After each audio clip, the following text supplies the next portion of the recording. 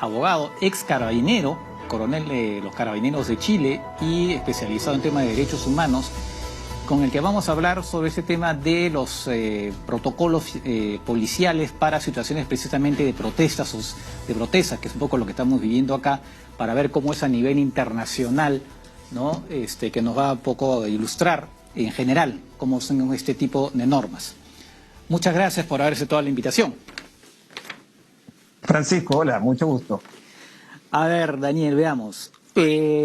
Para empezar, hay, supongo yo, normas internacionales o en todo caso directivas que de alguna manera enmarcan un poco la utilización por la policía de su actuación frente a protestas sociales, ¿no? Sí, existen en el derecho internacional lo que se denominan las normas internacionales, que son básicamente los tratados u otros instrumentos jurídicos que son obligatorios de una u otra manera para los estados. Y otro aspecto que va muy relacionado con las normas, que son los estándares internacionales, que es lo que debiésemos conversar ahora, que son la forma en que las normas se aplican y son entendidas y interpretadas por órganos importantes de aplicación de los derechos humanos. En este ámbito del estándar internacional de derechos humanos hay una regulación específica respecto del uso de la fuerza en el mantenimiento del orden público. En este ámbito se aplican las normas generales de policía, son el principio de legalidad, que significa que la policía puede emplear la fuerza cuando busca un fin lícito. El principio de necesidad, que significa que se puede recurrir a la fuerza solo cuando no existen otros medios menos gravosos para conseguir este fin lícito. Y el tercer principio es el de la proporcionalidad, que es la magnitud, la intensidad de la fuerza que se puede aplicar en un determinado. Y cuando estamos hablando de reuniones públicas, de manifestaciones, la propia norma y el propio estándar internacional señala cuál es la legalidad, cuál es la licitud, cuándo lícitamente se puede emplear la fuerza. Y se ponen dos eventos. Primero, cuando se trata de reuniones lícitas, dice este propio estándar, el Estado puede restringir el momento y la forma en que se realizan las reuniones. Entonces se puede emplear coerción para sujetarlo dentro de los parámetros que la ley establece. Pero cuando se trata de reuniones ilícitas, es decir, aquellas en las que hay violencia sustancialmente, se autoriza el empleo de la fuerza y particularmente de armas no letales o de menor letalidad para básicamente dispersar manifestantes violentos y tenerlos. Para eso se emplea la fuerza. Esa es el estándar permite el empleo de la fuerza, de la coerción en esos eventos. De acuerdo, efectivamente hay una libertad de manifestar. Es más, en el Perú, por ejemplo, los que quieren hacer una manifestación tienen que no pedir autorización necesariamente, sino avisar a la prefectura que van a hacer una manifestación para eventualmente la prefectura pueda tomar medidas, o de repente se va a cruzar con una contramanifestación, de repente decir vayan por otro lado, claro. Cosas así. O sea, no es que se pida autorización, sino que se avisa a la autoridad para cualquier eventualidad, si se quiere, ¿no? Claro, la regla general es que nuestros ordenamientos jurídicos en Latinoamérica garantizan el derecho de reunión pacífica sin necesidad de pedir autorización a su vez a las autoridades. Y lo que ocurre es que muchas veces las manifestaciones son espontáneas, no se organizan para que la policía desvíe el tránsito o los acompañe, sino que surgen a partir de intenciones de reivindicar algunos derechos. Entonces, en ese evento, el derecho internacional se pone en la condición de que la principal obligación de la policía siempre es resguardar el derecho de reunión. Por eso es que tenemos que considerar que el empleo de la fuerza no es algo que siempre está asociado al hecho de que las personas se reúnan para manifestar sus impresiones, sino que la principal obligación es resguardar el derecho de reunión. Y solo excepcionalmente, cuando no existen otras vías, se habilita el empleo de la fuerza. De acuerdo. Y eso también incluye la posibilidad para la autoridad, que en este caso sería básicamente la autoridad política, que dice, ok, por acá se pueden manifestar, pero dice, ¿no? Decir hacia allá no se pueden dirigir, ¿no? Y proteger de eventuales lugares para que no, hasta que no lleguen para que no lleguen los manifestantes también, ¿no? Claro. Y aún en esos eventos en que se habilita al Estado para emplear la fuerza, no es una fuerza indiscriminada. La primera regla sería que cuando se produce incidentes violentos, debiese la policía apuntar a neutralizar o dispersar a las personas que específicamente están generando la violencia. En una segunda forma, en una segunda modalidad, en un segundo momento, si quienes generan la violencia son grupos de personas, la fuerza de la policía debiese enfocarse para neutralizar o dispersar esos grupos de manifestantes violentos sin afectar a quienes están ejerciendo su derecho de manifestación de forma legítima. Y solo en una tercera opción, si la neutralización de estos grupos violentos no es posible hacerla sin afectar al resto de los manifestantes, el derecho internacional habilita para emplear la coerción. Pero ahí se plantea primero la necesidad de que la policía advierta del empleo de la fuerza y a las personas que están participando de este evento que puedan evacuar el lugar, y la policía debe dar cierto tiempo, cierto margen para que las personas puedan acatar estas instrucciones y por vías que la policía ya tiene que haber previsto, poder salir del lugar. Ya, y aquí entramos un poco en escena las famosas armas no letales o menos letales. Para empezar, de manera genérica, ¿cuáles serían esas armas? La distinción es importante porque cuando se habla de armas de fuego, por ejemplo, se está hablando de armas que fueron ideadas, que fueron construidas en su origen para quitar la vida. Cuando se habla de una menor letalidad de las armas, se está señalando armas que fueron diseñadas para que en un empleo normal de la fuerza no se generara la muerte ni lesiones graves de alguien. Ahora, la menor letalidad de un arma es algo complejo porque si bien el diseño puede estar concebido para no privar de la vida o afectar la integridad severamente a alguien, dependiendo del contexto, del modo de uso, un arma menos letal puede convertirse en un arma letal, como ocurre, por ejemplo, con el empleo de escopetas. De acuerdo. Entonces ahí entra, pueden entrar las pistolas con balines de caucho, por ejemplo, ¿no? Entiendo. ¿Qué pasa con eso? Ese tipo de armas es un arma que la policía puede... La policía tiene la facultad de emplear, es el monopolio de la fuerza y puede emplear armas letales para proteger la vida, para defender la vida. Las escopetas están revestidas de caucho o de goma, son elementos muy complejos de usar y debiesen ser empleadas solamente frente a amenazas letales y no o amenazas potencialmente letales a alguien, para la policía o para otro manifestante, porque no pueden emplearse a corta distancia, tienen que emplearse a más de 30 metros y tienen que impactar a las personas desde el tronco hacia abajo. El problema es que es muy difícil dar en un blanco con una escopeta porque se produce una dispersión de la munición. Entonces, no es un arma idónea para la dispersión de manifestantes en el mantenimiento del orden público. No debiese emplearse. De hecho, específicamente en el estándar internacional se prohíbe el empleo de armas de fuego para hacer frente a reuniones públicas. Sin embargo, sí pueden tenerlas por si acaso o tampoco pueden llevar armas de fuego. Y la policía, la obligación internacional es que la policía, el uso diferenciado de la fuerza, es decir, que cuente con tal magnitud de medios distintos que el empleo de armas de fuego sea el último recurso solo cuando está en riesgo la vida de alguien. Entonces sí podrían emplearse escopetas con el propósito de abrir una puerta, por ejemplo, o con el propósito de defender la vida de un funcionario policial.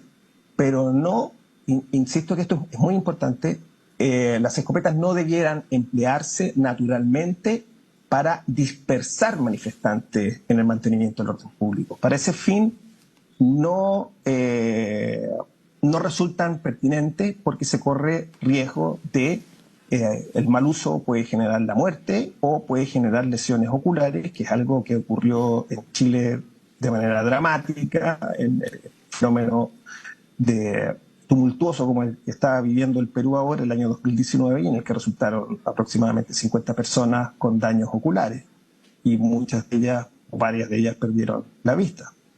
Claro. Ahora, la situación, por ejemplo, de los manifestantes que pueden tirar piedras a la policía o incluso bombas Molotov. En Europa se ha visto, en otros lugares se ha visto que eso ocurre, pero no necesariamente eso hace que la policía dispare armas de fuego, ¿no? Claro. Hay una... Además, también entiendo que la policía que tiene que ver con las manifestaciones tiene también un entrenamiento particular, ¿no? Me imagino, para poder, digamos, tener cierta sangre fría frente a lo que está pasando. Ahora, ¿qué pasa? Porque acá Más que sangre fría, la policía debiese contar con equipamiento que le permita hacer frente a agresiones de los manifestantes como piedra, golpes contundentes, etcétera. Debiese tener equipamiento y debiese tener entrenamiento. Entonces, eso debiese permitirle replegarse en eventos altamente peligrosos para policía, o le debiese permitir emplear técnicas de intervención humana o con medios tecnológicos como agentes químicos para disminuir la posibilidad de contacto entre policía y manifestantes. De acuerdo. Bueno, se ha dicho mucho acá efectivamente que los policías han disparado porque se sentían su vida que corría peligro. Eso podría hacer pensar que eventualmente no tenían toda la preparación o todo el equipo necesario, ¿no?, para hacer frente a una situación de ese tipo. Cuando yo le pregunté, ayer entrevisté a alguien de Santa Cruz, donde le hablamos precisamente de los disturbios también en Santa Cruz, en Bolivia, que también los han habido, y le hice notar, en el Perú han habido muertos, en Santa Cruz no. Y me dijo, sí, lo que pasa es que en Santa Cruz no hemos atacado a la policía y por eso no han habido muertos, dice él. Obviamente es una versión de parte, porque evidentemente quien hablaba era una persona de la oposición boliviana, ¿no? Pero claro, acá se ha dicho, oiga, pero viene una cantidad enorme de manifestantes y algunos han dicho que incluso tenían armas caseras, dinamitas, cosas por el estilo, y por eso la policía, tal vez a falta de otro tipo de implementos, incluso se ha difundido audios donde se ve que policías dicen nos estamos quedando sin municiones, nos están matando, o bueno, utilizando algunas palabras un poco más complicadas, en fin, diciendo, ¿qué hacemos? No podemos hacer nada, ¿no? Entonces, más coloquiales. Exactamente. Entonces, bueno, ¿qué hacemos? Entonces, claro, frente a una situación como esa, claro, dice, bueno, ¿qué cosa más podían hacer?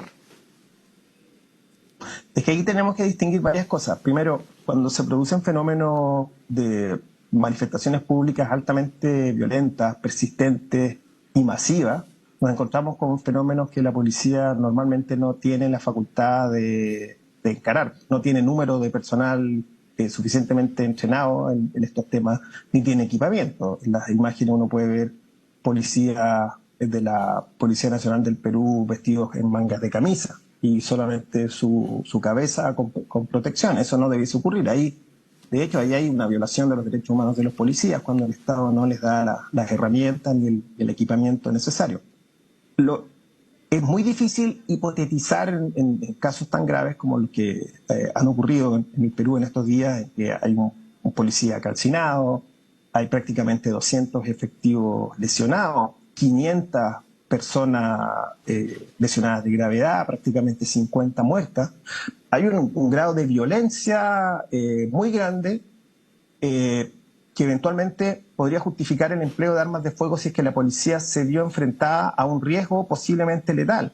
Pero lo que hay que distinguir ahí es si la policía tenía el entrenamiento necesario, si la policía pudo haberse replegado, cuáles fueron las instrucciones que tuvo el personal. No es fácil pronunciarse y decir que hay una correlación directa entre el empleo de armas de fuego y la agresión potencialmente letal que podrían haber sido objeto.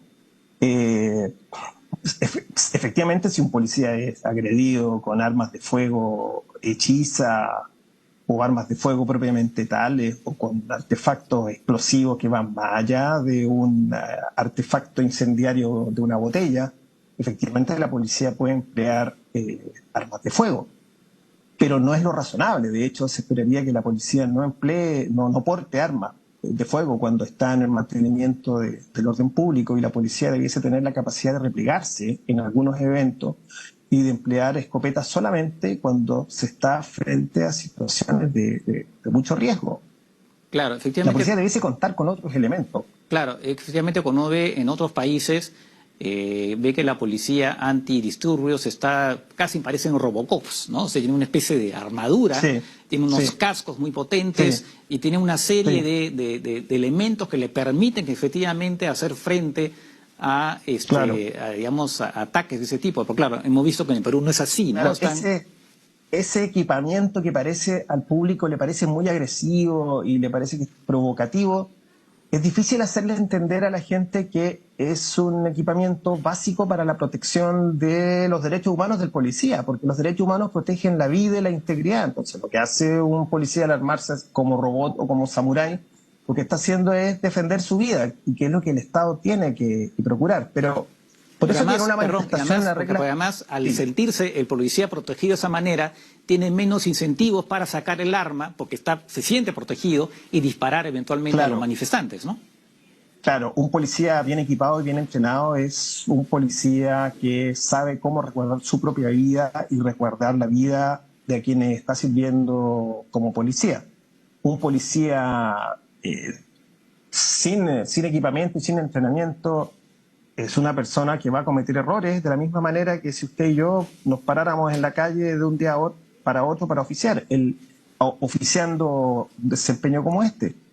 El mantenimiento del orden público no es una tarea común de la formación de un policía, es una especialidad, requiere gente que tenga una preparación previa. No se puede sacar un policía de calle, rutinario, preventivo, de tránsito o investigativo de un día para otro, aunque pertenezca a la misma entidad policial a desempeñar estas funciones. Corre riesgo él y corre, como dice usted, riesgo las otras personas. De acuerdo. Ahora, digamos, si nos ponemos en la experiencia chilena que hubo con el 2019 y también un poco después, ahí también hubo muertos, ¿no? Hubo muertos Sí, también. ¿Cuántos sí. muertos hubo en Chile? Las cifras no son claras, pero se plantea que hay a lo menos 17 personas que fallecieron. ¿Y en qué circunstancias fueron, qué tipo de, cómo se llevan esas Hay, muertes? hay eventos de distinta naturaleza, con participación de personal militar que atropelló manifestantes o de forma descuidada emplearon armas de fuego porque estaban mal cargadas la munición de fogueo y no identificaron correctamente qué oportunidad los tiros eran tiros efectivamente reales, eh, incendios, hay distintos eventos. Pero la situación del Perú es particularmente cruenta, porque en un mes tenemos una cantidad de personas fallecidas que son inauditas. Claro, que no se ve, es verdad, llama la atención porque no se ve en otros casos, ¿no? Han habido efectivamente disturbios en varios lugares. En Ecuador han habido disturbios muy fuertes y no han habido muertos, hasta donde yo sé. No han habido muertos, bueno, en Colombia han habido algunos muertos, pero casi nada.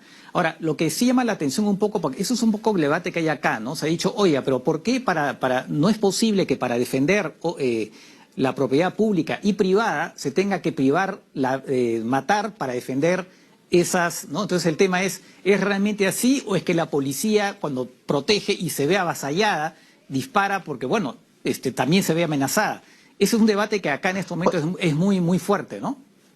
Sí, la primera cuestión que hay que distinguir es que la policía no puede emplear armas de fuego para defender la propiedad de alguien. Las armas de fuego, como les señalé al principio, la regla general, la regla de oro, podríamos decir, Ajá. es que se emplean armas de fuego solo para defender la vida, cuando hay en riesgo la integridad de alguien. No es para defender la propiedad, no se pueden emplear armas de fuego para ese evento.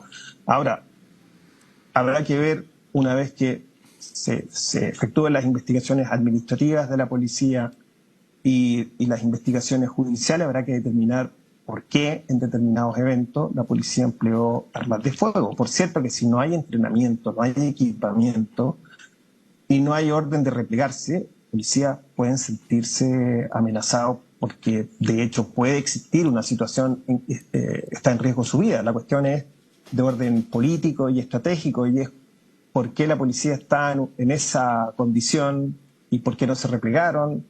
Es un fenómeno que hay que estudiar de manera más precisa. Ahora podemos establecer cuáles son los principios generales que regulan esto, Claro, claro. pero en el minuto habrá que determinar caso a caso qué fue lo que pasó. Ahora, lo que normalmente ocurre en situaciones como esta es que existen patrones, existen órdenes superiores de la autoridad civil y de la autoridad institucional que va generando comportamientos más o menos similares. Un tipo de entrenamiento, un tipo de cadena de mando que se estructura, de dispositivos y de armas que van generando ciertos patrones. Entonces, cuando uno tiene todos los antecedentes, puede más o menos hipotetizar sobre cuáles son las causas generales que generan la violencia. Ahora, justamente eso es interesante porque algunos dicen, oiga, pero si no van a defender la propiedad privada, entonces se pueden dar situaciones en que la propia gente víctima se pone a defender. Eso pasó, por ejemplo, en Estados Unidos, algunas personas que veían que su negocio están siendo atacados, entonces ellos mismos se arman, bueno, en Estados Unidos las armas circulan, ¿no? Y entonces puede darse lugar en que la propia persona entra en un tiroteo con los manifestantes. Entonces dicen, oiga, pero entonces ya se genera ahí un problema de orden público porque no se está defendiendo la propiedad de las personas, que a veces son pequeños comerciantes, no ni siquiera son las cadenas grandes, sino pequeños comerciantes. Entonces, ahí hay también un tema complicado en temas de orden público, ¿no? Es que lo que hay que tener claridad es que la policía tiene un encargo que le hace la sociedad, y el encargo consiste en brindar seguridad y orden. El mantenimiento del orden público es un encargo que la sociedad le entrega a la policía. El Estado de Derecho significa que hay que aplicar la ley. La policía está para eso, servir y proteger y hacer cumplir la ley. Entonces, cuando hay desórdenes, la policía tiene una obligación legal y ética de restablecer el orden para garantizar los derechos del resto de las personas. Lo que la policía no puede hacer es emplear armas de fuego para defender la propiedad. La policía tiene la obligación de defender la propiedad pública y la propiedad privada. Lo que no puede hacer, lo que estamos conversando ahora, es qué tipo de armas puede emplear. No puede emplear armas de puño, de fuego o armas largas para defender la propiedad. De acuerdo, pero ahí el tema es... Salvo que esté en riesgo la vida de alguien. A eso voy, porque ¿qué pasa si, por ejemplo, la policía dice, ok, por acá no pueden pasar, ¿no? Y entonces, bueno, dice, hasta acá no pueden llegar, pero las personas que están al frente insisten y comienzan a utilizar armas, como se ha denunciado acá. Eso obviamente está bajo investigación, no se sabe todavía. Entonces dicen, oiga, pero están utilizando armas, entonces, ¿qué hacemos? Ese es el debate un poco que se da acá, ¿no? El problema de esa hipótesis de que dentro de una manifestación se emplean armas es que la policía puede repeler la agresión armada con armas, pero no tiene la facultad de generar daño colateral. Tiene que emplear las armas de fuego para neutralizar al agresor.